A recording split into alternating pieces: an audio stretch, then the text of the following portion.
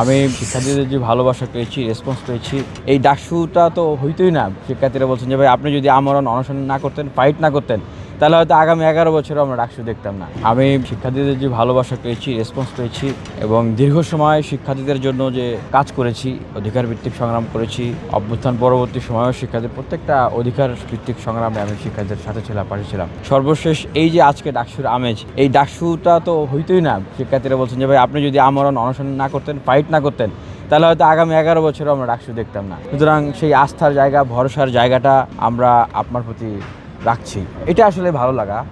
নির্বাচনের পরিবেশ যেটা আমরা বিভিন্ন মাধ্যম থেকে শুনছি যে বড় বড় শক্তি যারা, তারা উপর থেকে নেগোসিয়েশনের চেষ্টা করছেন, যেটা আসলে শিক্ষার্থীদের ভিতরে একটা উদ্বেগের বিষয়। এটা তো একটা স্বায়ত্তশাসিত বিশ্ববিদ্যালয়ের একটা অভ্যন্তরীণ একটা নির্বাচন, ছাত্র সংসদ নির্বাচন। এটাকে যদি আবারও অতিমাত্রায় আগের মতো রাজনীতিকীকরণ করা হয়, তাহলে তো আমরা আর সেই রাজনৈতিক বলয়ের বাইরে বের হতে পারলাম না। শিক্ষার্থীদের যে আশঙ্কাটা ছিল যে এখানে যদি ছাত্র সংসদ নির্বাচন না হয়, তাহলে বড় বড় যে শক্তির বলয়, তারাই আসলে বিশ্ববিদ্যালয়ে আধিপত্য বিস্তার করবেন।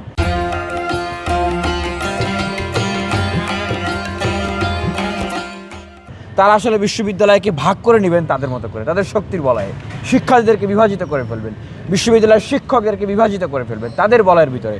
ঠিক এখন সেটা যদি ডাকসুর ভিতর দিয়ে একই ঘটনা যদি ঘটান তারা, তাহলে তো আর ডাকসু হয়ে আলাদা কোনো কিছু হলো না। তাহলে দেখা যাবে যে ডাকসুর ভিতর দিয়েই বড় বড় শক্তির বলয়গুলো তারা নেগোসিয়েশন করে তারা বিশ্ববিদ্যালয়ের শিক্ষার্থীদেরকে ভাগ করে নিলেন, শিক্ষক প্রশাসনকে ভাগ করে নিলেন। এটা শিক্ষকদের ভিতরে একটা উদ্বেগের জায়গা। আমি যেটা মনে করি, ঠিক নির্বাচনের আগের দিন এই মুহূর্তে এই ধরনের যে আলোচনাগুলো বা এই ধরনের যে নেগোসিয়েশনগুলো যারাই করার চেষ্টা করছেন, শিক্ষার্থীরা আসলে এই বিষয়টাকে কোনোভাবেই ভালোভাবে নেবেন না। শিক্ষার্থীরা অবশ্যই এই নির্বাচনের ভিতর দিয়ে তাদের প্রকৃত বন্ধু, যারা অতীতেও তাদের সাথে ছিলেন, সেই বিপদের সময়, ফেসিবাদের সময় তাদের পাশে ছিলেন, সাথে ছিলেন, এবং অভ্যুত্থান পরবর্তী সময়গুলোতেও তাদের পাশে ছিলেন, সাথে ছিলেন, যাদের প্রতি তারা ভরসা রাখতে পারেন এবং তারা মনে করেন যে যাদেরকে ভোট দিলে তাদেরকে নতুন করে আর গেস্টরুম গণরুমে ফিরতে হবে না, যাদেরকে ভোট দিলে নতুন করে তাদেরকে আর সেই গোলামির জিঞ্জিরে আবদ্ধ হতে হবে না, শিক্ষার্থীরা আসলে তাদেরকে নির্বাচিত করবেন। এই শেষ সময়ে এসে লেভেল প্লেয়িং ফিল্ড তো ছিলই না।